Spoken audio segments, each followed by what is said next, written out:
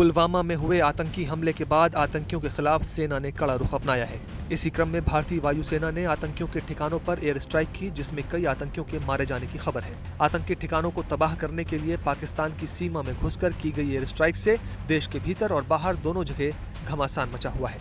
जहां पाकिस्तान इस बात को मानने के लिए तैयार नहीं है कि उसका कुछ नुकसान हुआ है, तो वहीं भारत के अंदर भी कई आवाजें ऐसी उठ रही हैं जो वहां तबाही का सबूत मांग रही हैं। लेकिन बीते दिनों में कुछ बातें ऐसी निकलकर सामने आई हैं जो इस बात की गवाही देती हैं कि वायुसेना की एयर स्ट्राइक से आतंक के अड्डे तबाह तो जरूर हुए हैं।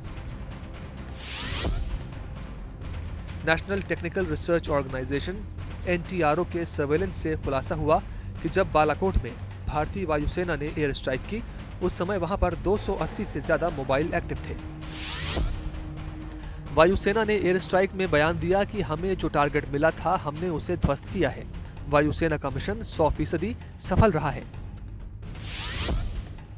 बालाकोट में जिस जगह कार्रवाई की गई वहां पर जैश ए मोहम्मद का मदरसा था। मदरसा तालीमुल कुरान के छात्र ने इस बात की पुष्टि भी की थी कि उन्होंने 26 फरवरी की सुबह वहां पर धमाके हुए थे, जिसके बाद पाकिस्तानी सेना ने उन्हें सुरक्षित स्थानों पर पहुंचा दिया था। एयर स्ट्राइक के बाद जब हर कोई सबूत ढूंढ रहा था, तब कुछ पाकिस्तानी यूजर्स ने ट्विटर पर लिखा था कि 26 फरवरी के बाद उन्होंने बालाकोट में 10 एम्बुलेंस भी देखी थी।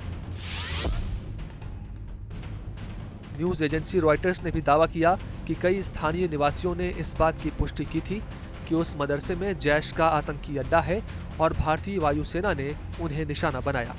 इस दौरान उन्हें बम धमाकों की आवाज भी सुनाई दी थी। पाकिस्तानी मीडिया ने भी अपनी कई रिपोर्ट्स में इस बात का दावा किया है कि बालाकोट में भारतीय वायुसेना ने कार्रवाई की। हालांकि उनकी मीडिया ने हर बार यही बताया कि वहां अधिक नुकसान नहीं हुआ है।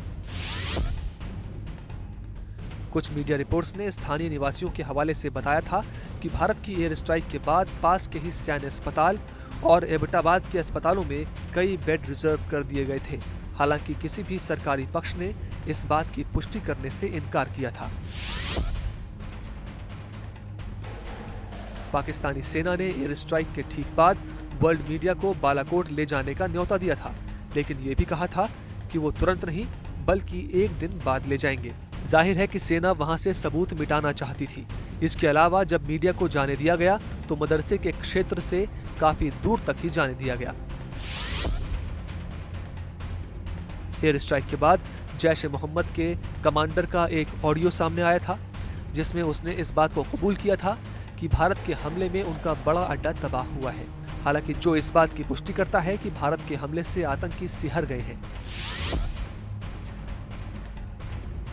पाकिस्तान संयुक्त राष्ट्र में भारत के खिलाफ बालाकोट में पेड़ों को नुकसान पहुंचाने को लेकर कार्रवाई कर रहा है। बता दें कि जैश का अड्डा जंगलों में था। जाहिर है कि अगर अड्डों पर हवाई हमले हुए थे तो वहां मौजूद पेड़ों पर भी असर हुआ ही था। ब्यूरो रिपोर्ट, भारत तक।